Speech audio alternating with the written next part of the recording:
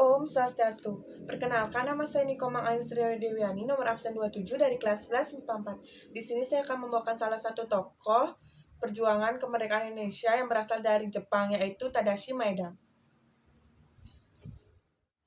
75 tahun lalu, tepat di tanggal ini, 17 Agustus, kemerdekaan Indonesia diproklamasikan. Perjuangan dari mencapai hari itu dirintis beradab lamanya.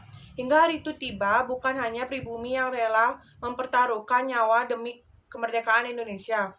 Di antara warga asing yang dengan sukarela membantu mewujudkan cita-cita untuk segera merdeka adalah Laksamana Muda Maeda yang namanya kerap disebut dalam sejarah perjuangan bangsa terkait detik-detik proklamasi kemerdekaan. Bernama lengkap Laksamana Muda Tadashi Maeda adalah salah satunya. Dia merupakan sosok perwira tinggi Angkatan Laut Jepang yang menyediakan rumahnya sebagai tempat dirumuskannya naskah proklamasi kala itu. Memegang peran penting atas kemerdekaan Indonesia. Satu, memiliki hubungan akrab dengan tokoh-tokoh penting Indonesia. Laksamana Muda Maeda pernah menjalani dinas di Belanda sebelum akhirnya pada 1942 dipindah tugaskan ke Indonesia. Pada saat masa dinasnya di Belanda, ia bertemu dengan Mohatta dan Menteri Luar Negeri Ahmad Subarjo. Sejak saat itu, dia mengganti seberapa kerasnya perjuangan para tokoh nasional membela Indonesia demi terlepas dari penjajahan Belanda. Laksamana Muda Maeda yang telah menaruh hati pada Indonesia kemudian datang untuk bertugas ke NKRI seiring dengan kemunculan Jepang.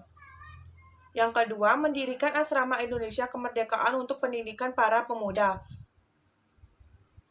Asrama ini dibangun pada Oktober 1944 di Kebon Sirih nomor 80 Jakarta. Ada sederet pengajar yang terdiri dari tokoh intelektual Indonesia seperti Soekarno, Mohatta, Ahmad Subarjo, Syahrir, dan Sanoi Pane.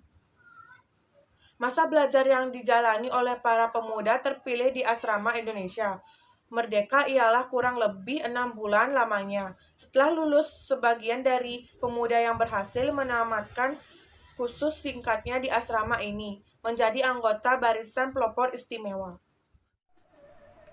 Keinginan Maeda kuat untuk menyumbang jasa bagi kemerdekaan Indonesia. Laksamana Muda Maeda telah memiliki keinginan untuk bisa menyumbangkan jasanya bagi Indonesia.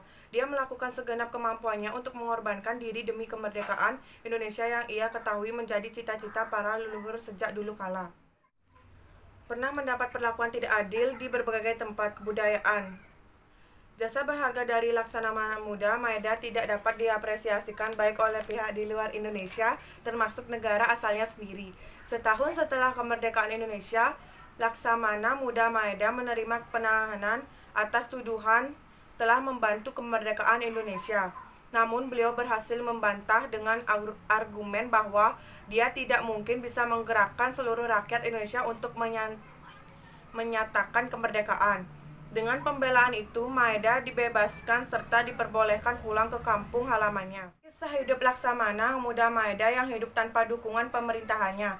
Tetapi penderitaan Laksamana Muda Maeda tidak berhenti sampai di sana. Setibanya di Jepang, ia kembali menjalani sidang dan mendapat perlakuan tidak baik karena dianggap telah mencoreng harga diri Jepang. Akhirnya Laksamana Muda Maeda mundur dari dunia politik dan jabatannya, menjadi rakyat biasa di sisa hidupnya. Tidak membuat Laksamana Muda Maeda dapat hidup damai dan tenang karena dia dan keluarganya masuk data hitam. Dia hidup tanpa fasilitas negara yang bisa digunakan, hingga dia tutup usia pada tahun 1977. Sekian, terima kasih, dan Om Santi Santi Santi Om.